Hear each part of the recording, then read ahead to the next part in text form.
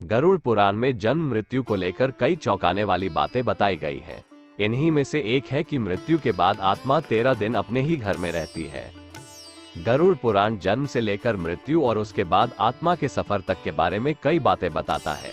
ये ऐसे रहस्यों से पर्दा उठाता है जिनके बारे में जानने की जिज्ञासा कई लोगों के मन में रहती है। इतना ही नहीं, गरुड़ पुराण में मृत्यु से जुड़े संस्कारों को लेकर कई नियम भी बताए गए हैं, जिनका पालन करने से मृतक की आत्मा को शांति मिलती है, उसे अच्छी गति मिलती है। वहीं पूर्वजों के आशीर्वाद से व्यक्ति का परिवार खूब तरक्की, सुख समृद्धि पाता है। गरुड़ पुराण के अनुसार मृत्यु के बाद मनुष्य शरीर की आत्मा 13 दिनों तक अपने ही घर में रहती है। इसलिए मृत्यु के बाद 13 दिनों तक कई संस्कार किए जाते हैं। मृतक की आत्मा के लिए रोज भोजन निकाला जाता है। इसके बाद पैरवी की जाती है, पिंडदान किया जाता है।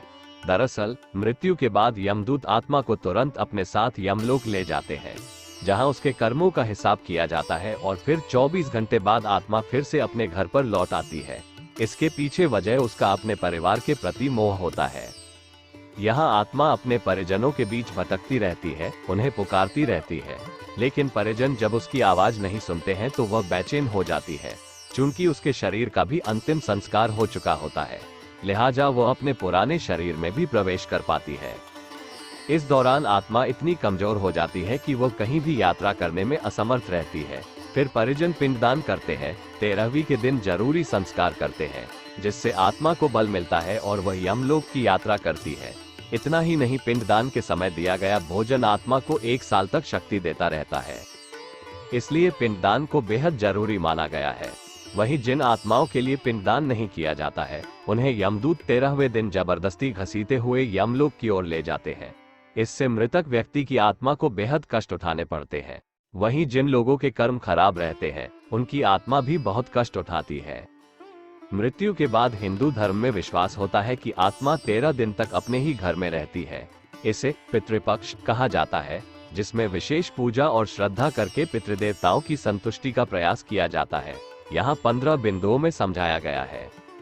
पितृपक्ष के अनुसार मृत्यु के बाद आत्मा 13 दिन तक अपने परिवार के साथ रहती है। इस समय में श्रद्धा से पितृदेवताओं की पूजा करने से उन्हें शांति मिलती है। इस अवधि में पितृदेवता का आत्मा अपने परिवार के ध्यान में रहता है और उनकी आत्मिक शक्ति को महसूस करता है। विधि विधान से निर्धारित तिथियों पर श्राद्ध का आयोजन किया जाता है, जिसमें आत्मा को अर्घ्य और पिंड देकर प्रसन्न किया जाता है। इस समय में पितृदेवताओं की आत्मा को अपने कर्मों का फल मिलता है और उन्हें आगामी जन्म के लिए आशीर्वाद दिया जाता है।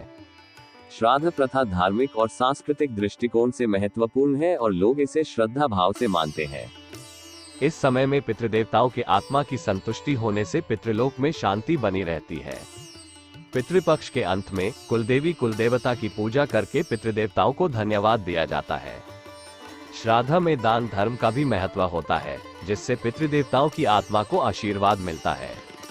ये प्रथा पितृदेवताओं के सम्मान और उनकी स्मृति को बनाए रखने के लिए भी महत्वपूर्ण है। पितृपक्ष के दौरान पितृदेवताओं के लिए प्रार्थना करने से आत्मा को आराम मिलता है और वे प्रेत यात्रा पर निकलते हैं। इस समय में परिवार के सभी सदस्य एकजुट होकर पितृदेवताओं के लिए भोजन का आयोजन करते हैं और उन्हें खुश करने का प्रयास करते हैं।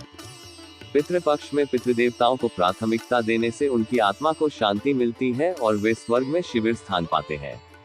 यह परंपरा सामाजिक एवं पारिवारिक संक्रांति का भी एक अवसर प्रदान करती है, जिसमें परिवार के बंधन मजबूत होते हैं। पितृपक्ष के दौरान प्रेतविधि के माध्यम से पितृदेवताओं को प्रसन्न करने का प्रयास किया जाता है, जिससे उन्हें मोक्ष की प्राप्ति होती है। इसी तरह की जानकारी के लिए हमारे चैनल लेटेस्ट नॉलेज को लाइक, शेयर और सब्सक्राइब करें। धन्यवाद। फिर मिलेंगे एक नई जानकारी के साथ।